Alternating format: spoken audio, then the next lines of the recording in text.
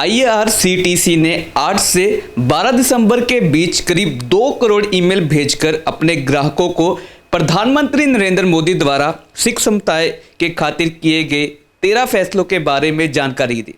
नमस्कार, मैं Raghav Jain. Cover story में बात करेंगे आखिर क्यों सिखों के लिए किए गए काम गिनवाने की सरकार को जरूरत पड़ गई। जी हाँ, केंद्र सरकार के 3 कृषि कानूनों के खिलाफ किसानों के आंदोलन के बीच यह कदम उठाया गया। अधिकारियों ने बताया है कि रेलवे सार्वजनिक उपक्रम Indian railway catering and tourism corporation ने अपने ग्राहकों को 47 पन्नों की पुस्तिका प्रधानमंत्री मोदी और उनकी सरकार के सिखों के साथ किए गए विशेष संबंध में भेजी गई है। ये सरकार के जनहित संपर्क में जारी है। इसका मकसद विधेयकों को लेकर लोगों को जागरूक करना और जो कहे कि गलत बातें फैलाई जा रही है उनको रोकना है। पुस्तिका हिंदी, अंग्रेजी और पंजाबी में उपलब्ध है। अधिकारियों ने बताया कि ईमेल आईआरसीटीसी के पूरे डेटाबेस को भेजा गया। आईआरसीटीसी में यात्री टिकट बुक कराने का काम करते हैं। 12 दिसंबर को ईमेल भेजना बंद कर दिए गए थे। इन रिपोर्टों का खंडन किया गया है कि ईमेल सिर्फ सिख समुदाय को भेजा गया है। खबरों में दावा किया जा रहा है कि केंद्र की नरेंद्र मोदी सरकार किसान आंदोलन को शांत करवाने के लिए ईमेल द्वारा लाभ उठा रही है, लेकिन इस रिपोर्ट को भारतीय रेलवे ने खारिज कर दिया है।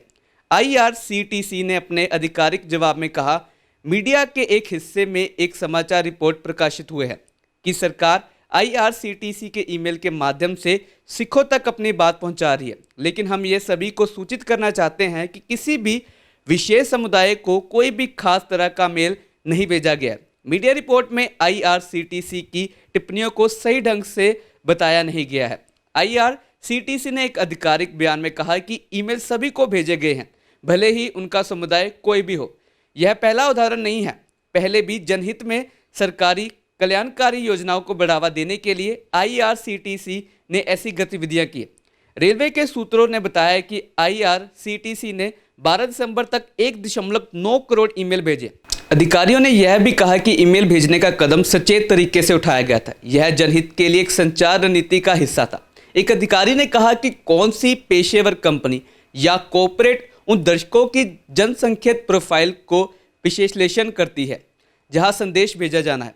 कॉर्पोरेट रोजाना जो करते हैं वैसा ही या उससे भी एक सरकारी संगठन करने में सक्षम है, तो कुछ लोग हैरान क्यों हैं?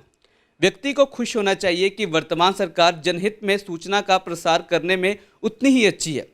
पुस्तिका 1984 के दंगे पीड़ितों को दिए गए न्याय, श्री हरमिंदर साहिब जलियांवाला बाग स्मारक को दी गई इजाज़त, एफसीआर पंजीकरण की इजाज़त, लंगर पर कर नहीं होने, करतारपुर गलियारा समेत अन्य पर बात करती है। इस पुस्तिका का विमोचन 1 दिसंबर को गुरु नानक जयंती के मौके पर केंद्रीय मंत्री प्रकाश जावड़ेकर और हरदीप सिंह पुरी ने किया था। हजारों किसान नए कृषि कानून के खिलाफ दिल्ली की सीमाओं पर प्रदर्शन कर रहे। इसमें अधिकतर पंजाब और हरियाणा के किसान हैं। गौरतलब है कि कृषि कानून के खिलाफ देश के कई राज्यों के किसान धरने पर बैठे। फिलहाल आंदोलन का केंद्र राजधानी दिल्ली का सिंघू और टिकरी बॉर्डर बना हुआ, जहां कई दिनों से हजारों किसान अपनी मांगों को लेकर प्रदर्शन कर रहे। इन प्रदर्शनकारी किसानों को ज्यादातर पंजाब और हरियाणा से आए हुए हैं। इस बीच बीजेपी ने पूरे देश में लोगों के बीच पहुंचकर विरोध प्रदर्शन की काट निकालने का फैसला किया। पार्टी ने 700 से ज्यादा प्रेस कॉन्फ्रेंस की है, लगभग 100 बैठकें आयोजित करने की योजना बनाई है, जिसके दौरान पार्टी केंद्र सरकार द्वारा लाए गए 3 कृषि कानून के पक्ष में प्रचार करेगी। पार्टी ने कृषि कानून के बारे में जागरूकता फैलाने के लिए एक विस्तृत योजना तैयार कर ली है, लेकिन अभी तक उसका कोई फायदा दिखा नहीं है। इसको हम कम्युनिकेशन गैप भी कह सकते हैं, क्योंकि सरकार कह रही है कि हम जो बिल लेके आए हैं वो इनके हित में, लेकिन अगर ये बिल उनके हित में है तो इतनी बड़ी संख्या में किसान वहां पर मौजूद क्यों है? तो आज की कवर स्टोरी में हमने बात की किस प्रकार केंद्र सरकार किसानों को रुझाने के लिए अलग अलग तरीके निकाल रही है। खबरों के लिए हमारे साथ बने रहें और देखते रहें आज शाम प्लस।